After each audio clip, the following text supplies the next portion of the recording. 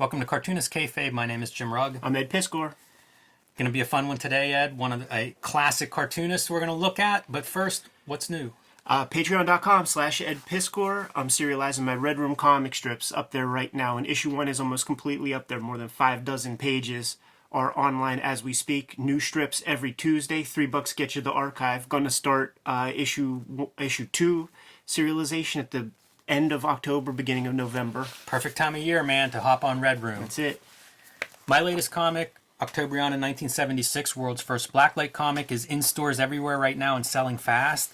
This is printed with fluorescent ink, so it reacts under a blacklight, and it features the underground 60s Russian superhero Octobriana versus Robot Stalin to save the world. So if you like unusual comics, you want this in your collection, and get it now because it is selling. Yeah, man. I see people online every day, man, talking about how they're sad they can't get a copy at the local comic shop anymore or something. All right. Today we're going to look at Jim STERANKO's At the Stroke of Midnight. Classic horror strip. Where did it originally appear? Tower of Shadows, #1. It was also then reprinted in Vampire Tales #2 in black and white. We'll talk a little bit about that. The copy that I'm going to show mostly today is from Captain America Special Edition #1.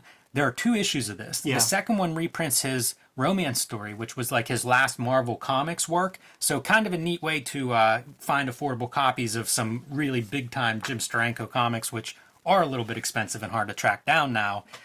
This was one of his later stories at Marvel as well.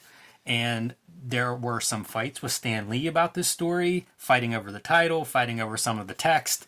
And one of the reasons Steranko kind of moved away from comics, you know, he was doing a lot of different work, and if he was going to get a headache at the comics office, it was already the least paying job. Right. So, you know, he kind of moved on to Hollywood and book covers and illustration and self-publishing and all these different ventures that held his interest. But one of the more interesting comics that he did produce. This strip was highly influential and much talked about. Like the Simonsons and the Millers, like they would cite this as being an important comic strip for them. And like I just want to sort of just bolster the importance of it or whatever. The first time I read it and had access to it was in my trusty Bible, Comics by Les Daniels, right? And check out this printing.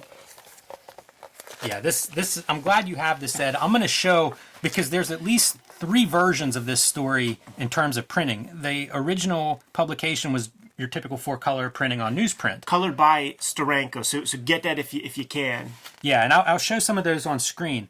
But whenever it was in the black and white magazine, then, you know, I don't know if Steranko did it or not, but the screen tones and things were applied as thoughtfully as the colors. Yeah. Let's say that. So I don't know if it was Steranko's hand or not, but it was a really interesting version and looked great in black and white. This one obviously is, you know, kind of a smaller reproduction, probably not the best reproduction, but it does give you a pretty good sense of that black and white quality, which is high, you know, and I guess he must have at least overseen it if he didn't do it himself. Yeah, I would bet he did it. And there's like a lot of places where there is no screen tone to just make sure that those panels pop. Yes, a very bold graphic choice, and one that was not typically used at Marvel Comics at the time. So again, certainly some influence, if not hands-on completely. And I'll pull out a couple of those and put on screen throughout the video for comparison's sake. You mentioned this being influential to a lot of artists and different artists talking about it. One of the first professional artists I met was Ernie Steiner. Yeah. And he kind of gave me a crash course in comics, gave me a sample script to work on, stuff like that. Showed me this story as an example of storytelling. And, you know, some of the storytelling that Steranko does in here, it did influence a generation. And art-wise, I mean, this is coming out of, like, you know, the Warren magazines and shit. Like, this is a EC Comics inspired, like, horror host. Yeah, totally. It's coming from that tradition, and many shades of Kriegstein in the storytelling. Yeah, that's what I was going to say. Final note on this cover page, you know, it is written and illustrated by Steranko. This coloring for this comic edition is weird. Yeah, I don't know like what it. this is. It looks like it's markers, or watercolors, or Doc Martin, or some combination of those three. This whole book is that way, and I don't really understand what they're drawing from. I can't imagine they commissioned somebody to recolor this stuff, but also like these aren't color guides that are being reproduced. So I don't really know Definitely what this not. is. This is like added value. Baxter paper is like the new incentive to buy more expensive comics. So they equate this with better when you and I know the truth. I think it is a blue line method. No, it definitely I think is. they're Yeah, of course. experimenting with that. Some of the indie publishers, this would have been in the 80s when this came out.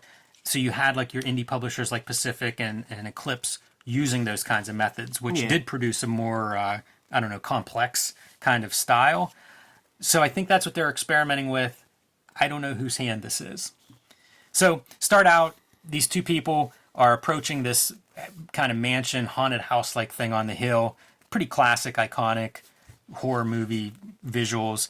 One thing to note is Steranko's great use of lighting here, as we see the figures reverse silhouetted with the headlights from the car in yellow, and then you see their shadows in silhouette as you see the headlight hitting kind of the cliff wall that they're about to ascend. Right. And the moon, man, use the moon as often as you can. We're going to see lots of moons in this story. What's better than a big circle for a design object to put in your composition? Yeah, and very rarely do I suggest having that circle repeat on the page, but this is like one of the few exceptions where it kind of works, like sort of at the climax of our story here, man. So we see the couple, they're ascending that staircase that seems to go on forever and ever. One of the techniques that he does throughout this is playing with these panels that continue, that cross panel borders and gutters. And sometimes for time effects, I think he does some different things with that. You'll see the face here as an example of kind of an unusual treatment of that, like breaking up that panel. Probably when you say Bernie Krigstein, things like this have to come to mind. Yeah, and it's a good use. I don't think it's not just a gimmick. Because it's about the ellipsis. Like, it's like these panels, like the gutter is the ellipsis, where it's breaking up that sentence. Because this is an indecisive schmuck guy. And when you break up a simple sentence like that, it kind of helps sell the character to me.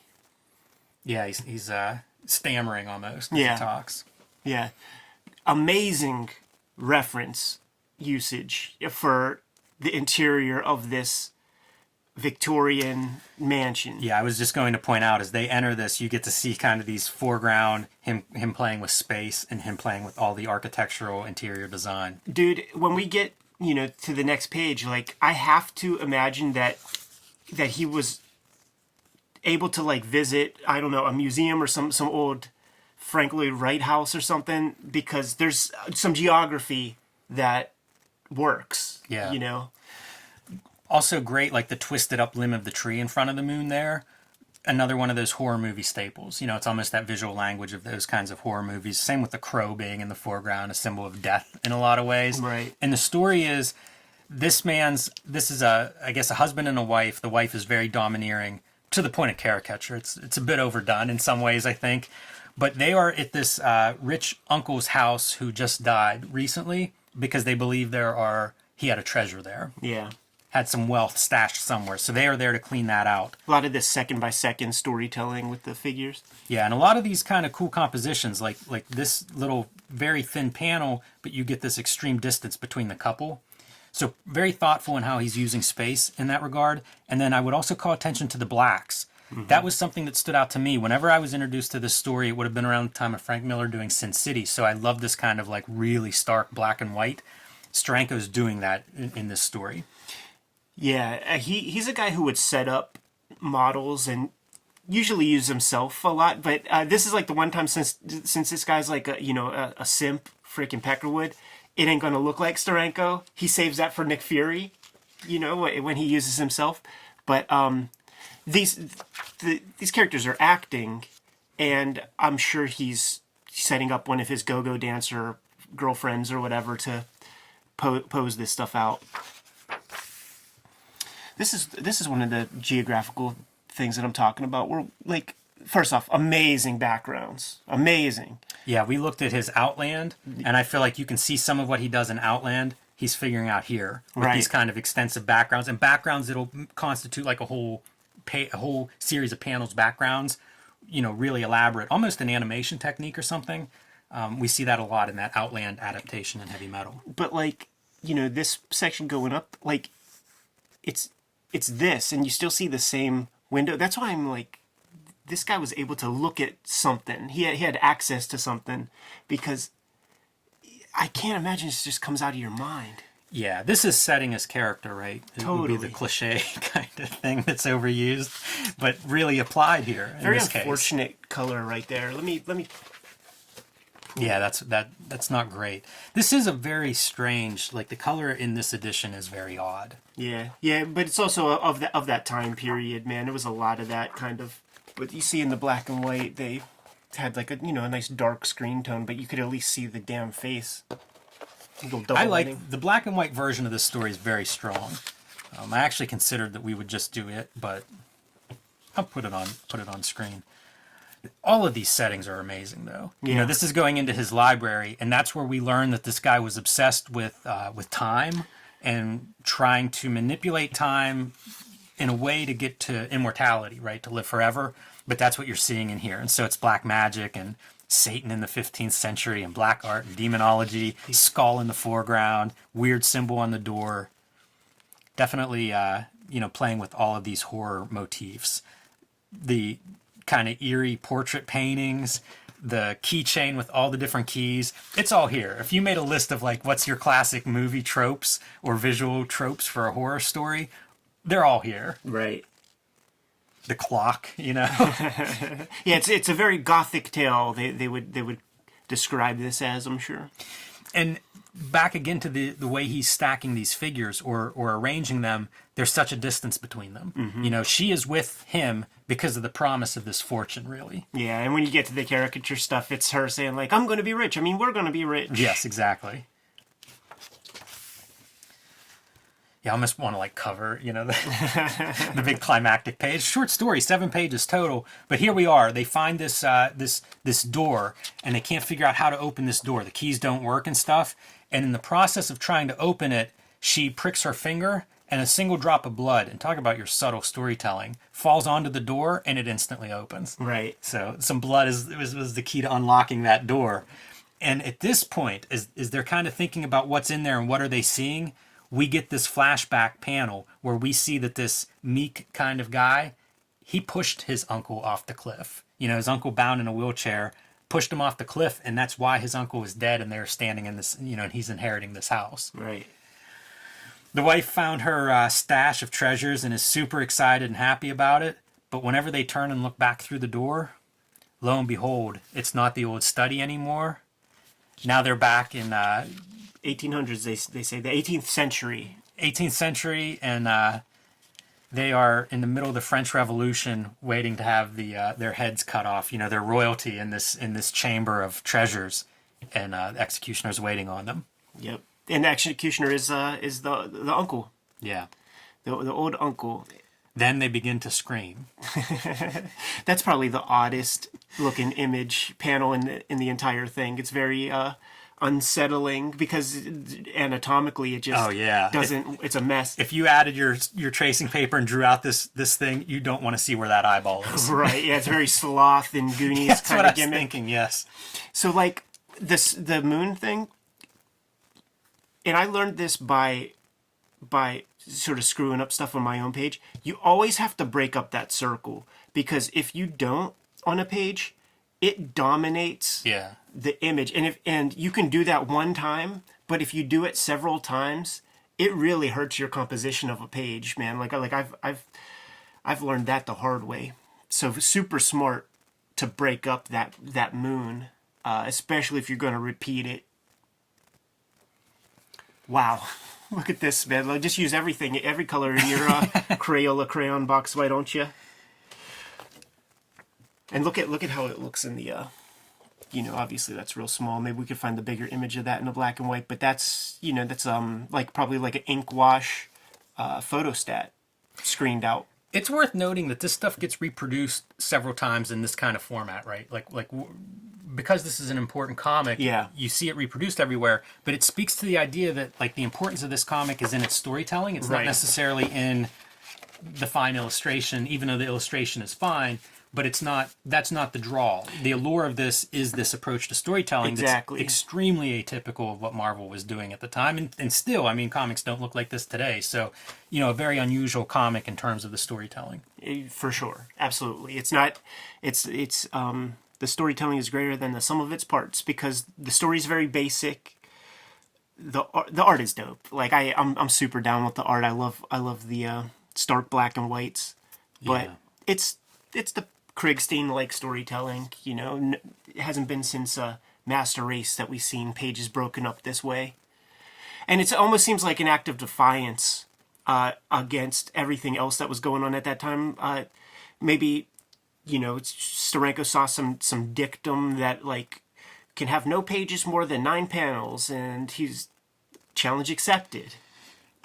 Steranko certainly stood out as being different, so it would make sense to me that he would look around at comics and his peers and be like, well, what isn't being done? What don't I see? What could I do that would make my stuff stand out even more? Certainly an artist that seemed conscious of that part. Yep. And I think, the other component's Hollywood. Like, he's done a lot of work in Hollywood. I think it was starting to ramp up at this time. I think he's probably, drawing from that influence his whole career. And this is a chance to really kind of play with some of those ideas. Fun story to look at. Super important for our inaugural horror month here on Cartoonist Kayfabe, man. But I'm tapped. Yep. All right, Kayfabers, like, follow, subscribe to the YouTube channel. Hit the bell. We'll notify you when the next vids are available. We are on that race to 30,000 subscribers, so make sure you jump on board. Octobrion is in stores right now, going fast, going super quick. It's been sold out of many comic shops, and it's unlikely that they're going to be able to get new copies because it's being sold out at the printer level. I mean, at the publisher level at this point. Yeah, if you're a comic shop, reorder those now. Patreon.com/EdPiscor is where I'm serializing my Red Room comic strip to early adopters. It'll see a print edition in 2021, but if you can't wait, $3 will get you the archive and access to every single page that I put up there. New strips every Tuesday. You can subscribe to the Cartoonist Kayfabe e-newsletter at the links below this video to keep up with everything we have going on. You can find Cartoonist Kayfabe t-shirts and merchandise at the links below this video. Jimmy, give him the marching orders, dude. Read more comics.